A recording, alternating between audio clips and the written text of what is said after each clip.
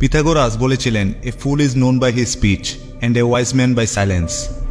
একজন বোকার পরিচয় তার কথার দ্বারা বোঝা যায়, আর একজন জ্ঞানীর পরিচয় হয়ে থাকে তার নীরবতায়। এমনকি আচার্য চাণক্য বলেছিলেন, যে ব্যক্তি এটা বুঝে যাবে যে কখন, কোথায়, কি এবং কতটুকু বলতে হবে, সে ব্যক্তিকে সফল হওয়া থেকে কেউ আটকাতে পারবে না। কারণ ধনুক থেকে বের হওয়া বাণ আর মুখ থেকে বের হওয়া কথা কখনোই ফিরিয়ে আনা যায় না। আপনার বলা প্রতিটা শব্দ আপনার শক্তি হতে পারে, আবার বিপদের কারণও হতে পারে।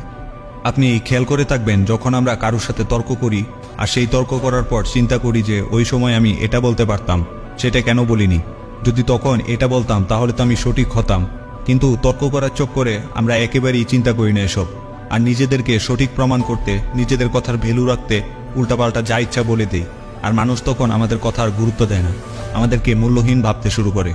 তবুও অনেক মানুষ তাদের নিজেদেরকে বড় দেখাতে চুপ থাকতে পারে না, যেখানে অনেক মহাজ্ঞানী, মহারাজা এবং সফল ব্যক্তিরা উদাহরণ হয়ে রয়েছেন এবং বুঝিয়েছেন সাইলেন্স থাকার মধ্যেই আসল ক্ষমতা থাকে। তাই আজ আমি 5টি পয়েন্ট বলবো, যার মাধ্যমে আপনি বুঝতে পারবেন সাইলেন্ট বা চুপ থাকার গুরুত্ব কতটা। সাইলেন্ট থাকার প্রথম উপকারিতা হলো, silent will make you appear more powerful. অর্থাৎ চুপ করে থাকা বা নীরবতা আপনাকে বেশি শক্তিশালী দেখায়। একজন অন্যতম যোদ্ধা সান তজু ওনার সাইলেন্ট থাকার মাধ্যমে অনেক শত্রুদেরকে হারিয়েছেন। তিনি চুপ থাকার মাধ্যমে শত্রুদেরকে গভীর চিন্তায় ফেলে দিতেন এবং শত্রুরা ভয়ে থাকতো যে ওনার নেক্সট প্ল্যান কি হবে, কখন হবে, আর কনফিউশনে পড়ে ভুল পদক্ষেপ নিত এবং হেরে যেত। এইটাকে বলে পাওয়ার অফ সাইলেন্স। আপনি প্রয়োজনের বেশি যত কথা বলবেন, মানুষ আপনাকে ততটাই সাধারণ ভাবতে শুরু করবে। অন্যদিকে সাইলেন্ট থাকলে আপনি এটা ভাবতে পারেন যে আপনাকে কি বলতে হবে এবং সঠিক কোনটা। আর চুপ থাকার পর আপনি যখন কিছু বলবেন, সেই কথাগুলো উঁচুনি থাকবে আলাদা। সেকেন্ড পয়েন্টটি হলো, no one can fool you or manipulate you. অর্থাৎ কেউ আপনাকে এত সহজে বোকা বানাতে পারবে না যদি আপনি চুপ থাকা শিখে যান।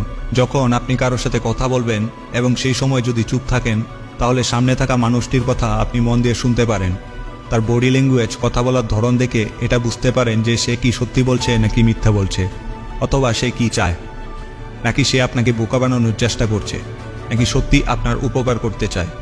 আর এই বিষয়গুলো যখন আপনি চুপ করে শুনবেন, তখনই অবজারভেশন করতে পারবেন, আর শোনার সাথে সাথে তার উদ্দেশ্যটাও বুঝে সঠিক সিদ্ধান্ত নিতে পারবেন। Third point, silence gets people's attention. আপনি যদি কোনো গ্রুপ মিটিংয়ে থাকেন অথবা কোনো ক্লাসে থাকেন, তখন হয়তো বুঝতে পারেন যে কিভাবে চুপ থাকার মাধ্যমে অ্যাটেনশন গ্র্যাব করে ফেলা যায়। কারণ আপনি খেয়াল করে দেখবেন, টিচার যখন ক্লাস নেওয়া শুরু করে, তখন মনের অজান্তেই আমরা অন্যমনস্ক হয়ে যাই, বিভিন্ন বিষয় নিয়ে ভাবতে শুরু করি, অথবা পাশে বসা বন্ধুর সাথে কথা বলতে থাকি, আর টিচারের কথা ব্যাকগ্রাউন্ডে চলতে থাকে। কিন্তু হঠাৎ টিচার যখন চুপ হয়ে যায়, তখন আমাদের ফোকাস অটোমেটিক টিচারের উপর চলে আসে। কারণ সাইলেন্স আপনার ব্রেনকে সিগন্যাল দেয় যে কিছু তো হয়েছে, আর তখনই আপনার অ্যাটেনশন বেড়ে যায়। ঠিক তেমনই আপনি নোটিস করে থাকবেন, যখন আপনি কোনো গ্রুপে বা কারোর সাথে কথা বলছেন, কিন্তু আপনার কথা কেউ শুনছেই না বা পাত্তা দিচ্ছে না। কিন্তু যখন আপনি চুপ হয়ে যান, তখনই আপনি দেখবেন সবাই আপনার উপর অ্যাটেনশন দিচ্ছে। তারা এসে জিজ্ঞাসা করছে, কি ব্যাপার, আগের মতো কথা বলছো না, কি হয়েছে? Number 4, silence makes you more creative. চুপ থাকার মাধ্যমে আপনার ক্রিয়েটিভিটি আগের চেয়ে আরও বেটার হওয়া শুরু করবে। যখন আপনি চুপ থেকে নিজের সাথে একা সময় কাটাবেন, নিজেকে সময় দেওয়া শুরু করবেন, আপনার মাইন্ডে বিভিন্ন ধরনের ক্রিয়েটিভ চিন্তাভাবনা আসা শুরু করবে। আপনার ক্রিয়েটিভ থটস আপনাকে ধীরে ধীরে প্রোডাক্টিভ তৈরি করে ফেলবে। আপনি যত বেশি ক্রিয়েটিভ চিন্তা করবেন, আপনার ইমাজিনেশন পাওয়ার অর্থাৎ কল্পনা শক্তি তত শক্তিশালী হবে। আর কল্পনা শক্তি হলো পাখির মতো, আপনি যত উপরে উঠতে দেবেন, আপনি ততটাই লাইফে অ্যাচিভ করতে পারবেন। আপনি নিজেকে চুপ রেখে এবং নিজেকে পজিটিভ রেখে যে কোনো কাজকে বেটার উপায়ে করার ক্ষমতা রাখেন। কারণ চুপ থাকার মাধ্যমে আপনার পজিটিভ মাইন্ড আপনাকে better decision, better imagination grape করতে সাহায্য করে, যা আপনাকে ক্রিয়েটিভ বানায়। 5 নাম্বার পয়েন্টই হলো এমন একটি বিষয় যেখানে আপনার চুপ থাকতেই হবে, আর সেটি হলো আপনার প্ল্যানস বা গোলস। অর্থাৎ আপনি যদি কোনো জিনিসের উপর কাজ করে যাচ্ছেন, তাহলে সেটা কখনোই প্রকাশ হতে দিবেন না। এই পৃথিবীতে অনেক মানুষ আছে যারা খোলা বইয়ের মতো, সুযোগ পেলেই মনের সব কথা শেয়ার করে দেয়, সব গোলস, প্ল্যানস শেয়ার করে দেয়। আর প্রবলেম তখনই হয় যখন কোনো কারণে যদি সেই গোল আপনি অ্যাচিভ না করতে পারেন, তখন মানুষেরা আপনার উপর হাসে আর বলে যে এ শুধু বলতেই পারে, কিছু করতে পারে না। আর তখন মানুষের মধ্যে আপনার উপর নেগেটিভ ইম্প্যাক্ট তৈরি হয়, আর আপনার সম্মান কমে যায়।